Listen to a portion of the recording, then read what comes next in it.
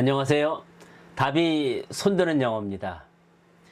지금 이 영상을 처음 시청하는 분이라면 잠시 멈추고 순차 해석이란 무엇인가 1번 영상을 먼저 보고 오셔야 이해가 쉽습니다. 참고 바랍니다. 그러면 바로 The Golden Bird의 첫 번째 문장을 살펴보겠습니다. A certain king had a beautiful garden, and in the garden stood a tree, which bore golden apples. 문장 5 형식은 다음과 같이 역순으로 해석합니다. 어떤 왕이 아름다운 정원을 가지고 있었고 그 정원에 황금 사과가 열리는 나무가 서 있었습니다. 직독직해 방식도 지난 첫 번째 영상에서 자세히 설명한 바와 같이 구분한 의미 단위 안에서는 역시 문장 5 형식처럼 역순으로 잘못 해석하고 있습니다. 그 정원에 한 그루의 나무가 서 있었습니다. 황금 사과가 열리는. 원어민들은 위와 같은 문장 5 형식 분석에 따르는 역순 해석이든 직독직해를 빙자한 역순 해석이든 이러한 두 가지 방식으로는 결코 문장을 이해하거나 말하지 않습니다. 원어민들은 오직 순차 방식으로 인지하고 사고하며 물 흐르듯이 표현을 이어나갈 뿐입니다. 그래서 당연히 우리도 그들과 같은 방식으로 영어 문장을 인지하고 사고하며 읽고 쓰고 듣고 말할 수 있도록 해야 합니다. 무엇보다 읽기를 통해 강화의 과정을 거쳐 체득에 이르기까지 순차 해석 방식을 꾸준히 연습해야만 합니다. 다시 뒷부분의 문장을 살펴보겠습니다. In the garden stood a tree which bore golden apples. 이 문장을 어떻게 이해하고 순차 해석하면 될까요? 모든 기본 영어 문장은 주어와 서술어라는 문장 구조와 그 순서로 사용해야 한다는 것이 영어 규칙입니다. 그런데 이 문장은 주어가 서술어 뒤에 위치되어 있습니다. 그래서 우리는 이럴 때 또 다른 어떤 영어 규칙이 적용되는지 그 이유를 알고 있어야 합니다. 이 문장은 그 나무가 정원에 있다라는 부사적 상황, 다시 말해서 문장의 주요 동작이나 상태를 보조하는 표현을 먼저 앞세워 강조할 목적으로 문장 성분의 위치를 변경하는 도치 형태의 문장 구조로 되어 있습니다. 원래 문장 형태는 다음과 같습니다. A tree which bore golden apples stood in the garden. 영어는 간단 명료한 의미 전달을 선호하는 언어이기 때문에 주어가 긴 불안정한 표현은 좋아하지 않습니다. 그래서 한 그루의 나무를 후치 설명해주는 긴 형용사인 관계사를 문장 뒤로 이동시켜 다음과 같은 구조의 문장이 되었던 것입니다. A tree stood in the garden which bore golden apples. 이때 형용사인 관계사로 후치 설명하는 명사가 the garden이 아니라 주어에 사용된 명사 a tree임을 혼동하지 않도록 콤마로 서로를 구분해 놓고 있습니다. 이렇게 위치 변경하면 한 그루의 나무라는 사실보다 그 정원이라는 장소가 더 강조됩니다. 그런데 부사를 주어 앞으로 이동시키면 부사가 수식하는 서술어 사이에 주어인 명사가 위치하게 되어 수식 관계에 있는 둘 사이를 떼어놓는 어색한 문장이 됩니다. 이에 따라 관계에 있는 품사나 성분은 서로 가까이 위치시켜야 한다는 인접성의 규칙을 준수하기 위해서 주어를 서술어인 정동사 뒤로 다시 한번 위치 변경하게 됩니다. 이렇게 해서 최종적으로 우리는 처음에 보았던 문장과 같은 도치 문장이 되었습니다. In the garden stood a tree which bore golden apples.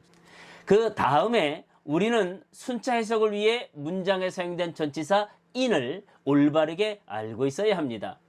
전치사 in은 자신의 뒤에 위치된 명사를 사방으로 둘러싸고 있는 위치적 또는 공간적 개념을 나타낼 때 사용합니다.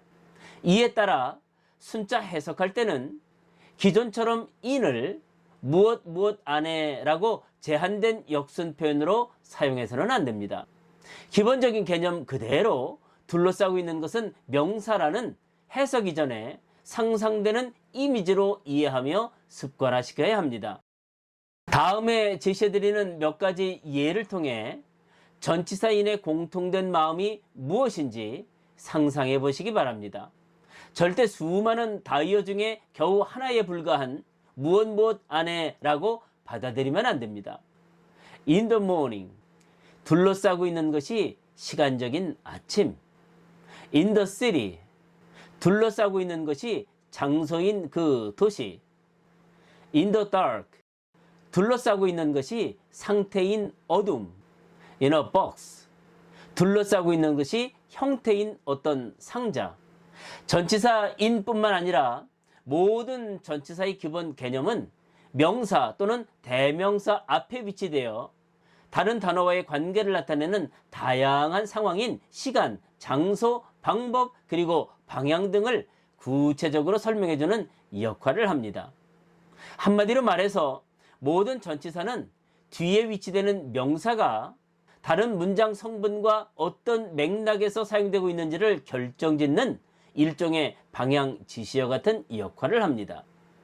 이러한 전치사들을 적절히 사용하려면 거듭 강조해서 말하지만 접속사와 전치사의 의미를 기존 습관처럼 때에 따라 정해지는 다이어 중에 하나로 한정 지으면 안 됩니다. 반드시 각각의 기본 개념 그리고 그 개념을 이미지시킬 수 있는 느낌으로 받아들여야 합니다. 물론 이렇게 하려면 많은 영어 문장을 반복해서 읽어야 하며 그러다 보면 어느 순간에 여러분은 해석 이전에 각 전치사의 느낌과 사용법이 저절로 체득화되어 있다는 것을 경험하게 될 것입니다. 이때가 되면 여러분은 전치사의 의미나 뜻을 굳이 해석하지 않아도 모든 문장을 자연스럽게 이해하고 받아들이게 됩니다.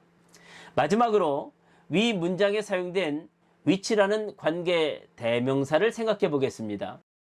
여러분은 관계사에 해당하는 관계 대명사, 관계 형용사, 그리고 관계 부사라는 용어를 자주 들었을 것입니다. 그런데 관계사라는 말을 들었을 때 여러분은 무엇보다 우선해서 사전에 없는 형용사라는 품사로 사용되고 있음을 알고 있어야 합니다. 그래서 관계사는 각각 명사인 선행사를 직접 수식하거나 선행사인 명사를 뒤에서 후치 설명하는 역할을 하게 됩니다. 절대로 문장 내용을 역순 해석하게 하는 후치 수식이 아닙니다. 또한 관계사라는 용어에서 관계라는 말은 접속사를 의미하고 사라는 말은 선행사인 명사를 가리키고 있음도 알고 있어야 합니다. 그렇다면 관계대명사는 문장 내에서 어떤 역할을 할까요? 관계대명사는 형용사를 만드는 종속 접속사와 어떤 문장 형태를 함께 조합해서 사전에 없는 형용사라는 단어를 만들 때 사용합니다. 그래서 관계사 문장은 명사인 선행사를 후치 설명해주는 형용사 역할을 합니다. 절대 후치 수식이 아니라고 했습니다. 후치 수식이라는 말은 문장 오형식이라는 비문법이 우리 영어 교육 현장에 가져다 놓은 가장 큰 적폐 중에 하나입니다. 다시 거듭 강조하지만 그 어떤 언어도 앞에서 말한 내용을 뒤에서 후치 수식하는 방식으로 표현하지 않습니다. 항상 앞에서부터 뒤로 물 흐르듯이 계속 진행할 뿐입니다. 오늘 문장에 보이는 관계 대명사도 역시 후치 수식의 목적으로서가 아니라 앞에 위치된 선행사인 명사를 추가적으로 설명해주고 있습니다.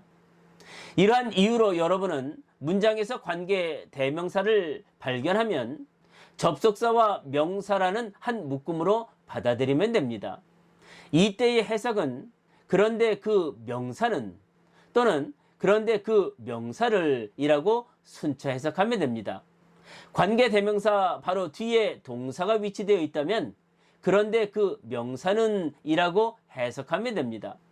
또한 바로 뒤에 명사가 위치되어 있다면 그런데 그 명사를 이라고 해석하면 됩니다. 지금까지의 설명을 모두 이해했으면 이제 여러분은 첫 번째 문장을 순차 해석할 수 있습니다. A certain king had a beautiful garden And in the garden stood a tree which bore golden apples. 한 어떤 왕이 가지고 있던 것은 하나의 아름다운 정원이었습니다. 그리고 둘러싸고 있는 그 정원에 서 있던 것은 한 그루의 나무였습니다. 그런데 그 나무가 열매를 맺는 것은 황금 사과들이었습니다. 마지막으로 이 문장을 원어민의 음성으로 들어보겠습니다. A certain king had a beautiful garden, and in the garden stood a tree which bore golden apples. 오늘은 여기까지 하겠습니다. 제 영상을 시청하는 데 필요한 준비물은 다 챙기셨겠지요? 구독과 좋아요 그리고 알람 설정이라는 준비물 말입니다. 혹시 잊으신 분이 있다면 지금 바로 마우스 클릭하시고 다음 영상에서 다시 만나도록 하겠습니다. 답이 손드는 영어 힘!